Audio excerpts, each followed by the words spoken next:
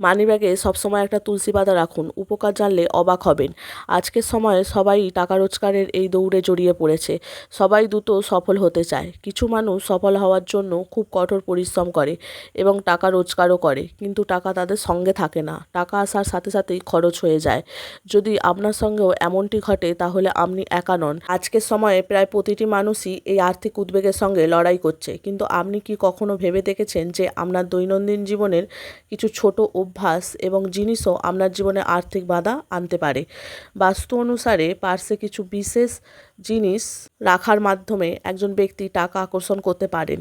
তার পার্শ্বে কিছু ভুল জিনিস রাখার ফলে অর্থ হ্রাস পায়।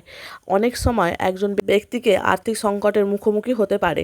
এমন পরিস্থিতিতে বাস্তুশাস্ত্র অনুসারে আজ আমরা জানব সম্পদ আনার জন্য পার্শ্বে কী কী জিনিস রাখা উচিত। লাল কাগজে আপনার ইচ্ছা লিখুন। এটি একটি রেশমের সুতো দিয়ে বেঁধে আপনার পার্শ্বে রাখুন। বাস্তুশাস্ত্র অনুসারে এই প্রতিকার করলে পার্স টাকায় পূর্ণ থাকে। এছাড়াও পার্শ্বে চাল রাখাও অত্যন্ত শুভ। দেবী লক্ষ্মীকে নিবেদিত চাল থেকে কিছু চাল নিয়ে আপনার পার্শ্বে রাখুন। এতে অপ্রয়োজনীয় এবং অবাঞ্ছিত খরচ কমে যায় এবং সম্পদও বৃদ্ধি পায়। তুলসী পাতা আপনার পার্শ্বে ভাঁজ না করে রাখুন এবং প্রতি 15 দিন অন্তর পরিবর্তন করুন।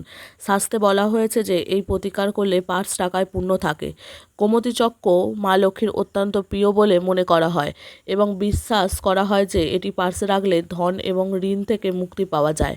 এমন পরিস্থিতিতে পার্শ্বে গোমতী চক্র রাখার আগে লাল তিলক লাগান এবং তারপর মা লক্ষ্মী ওম সিম হিম সিম কমললয়ে প্রসিদ প্রসিদ সিম হিম সিম ওম মহালক্ষ্মী নমো মন্ত্র জপ করুন।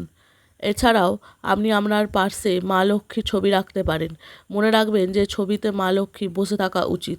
বলা হয় যে এটি করলে কখনো অর্থের অভাব হয় না। এছাড়াও পার্শ্বে সোনা বা রূপার মুদ্রা রাখাও শুভ, তবে পার্শ্বে রাখার আগে মা লক্ষ্মীর পায়ের কাছে মুদ্রা রাখতে ভুলবেন না।